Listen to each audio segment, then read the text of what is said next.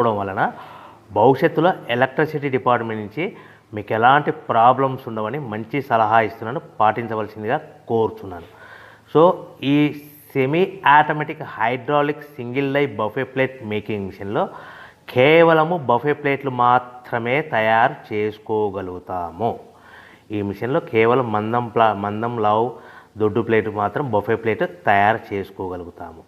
So ఈ మిషన్లో ఎలాంటి టిఫిన్ ప్లేట్లని, డోనా కప్పులని, ప్రసాదం కప్పులని, స్నాక్స్ ప్లేట్స్ అని, టీ కప్పులని తయారు చేసుకోలేమని మీకు అందరికీ సలహా ఇస్తున్నాను.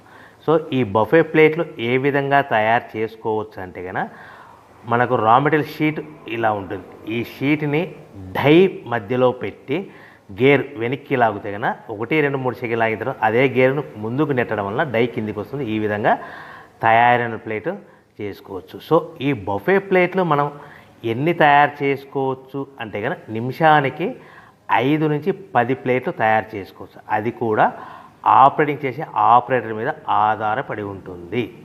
సో మనము ఈ బఫే ప్లేట్లు నిమిషానికి 5 నుంచి 10 ప్లేట్లు.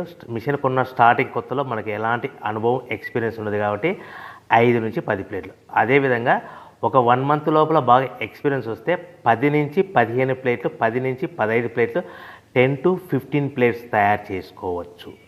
సో మనకు ఈ మిషన్లో రౌండ్ బఫే ప్లేట్ తయారు చేసుకోవచ్చని మీకు అందరికీ సలహా ఇస్తున్నాను. సో ఈ బఫే ప్లేట్లు మార్కెట్లో హెవీ డిమాండ్ ఉంటాయి.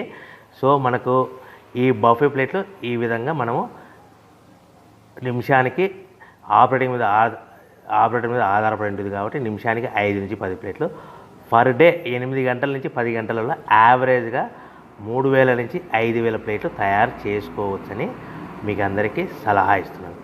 ఈ బఫే ప్లేట్లు అనేటివి మార్కెట్లో మోస్ట్ డిమాండ్ ఉంటాయి కనుక సో ఈ బఫే ప్లేట్లు మనం ఈ మిషన్కు మనకు ఎన్ని ప్లేట్లు తయారు చేసుకొని చెప్పాం కదా. సో రా మెటీరియల్ ఎంత షీట్ ఎంత కాస్ట్ పడుతుంది, సో మనం తెచ్చుకోవాలనుకుంటే రా మెటీరియల్కి ఎంత ట్రాన్స్పోర్ట్ పడుతుంది, తెచ్చుకున్న రా మెటీరియల్ను మన ప్లేట్గా తయారు చేయడానికి పవర్ బిల్ ఎంత పడుతుంది అనేది మీకు క్లియర్గా ఎక్స్ప్లెయిన్ చేస్తాను.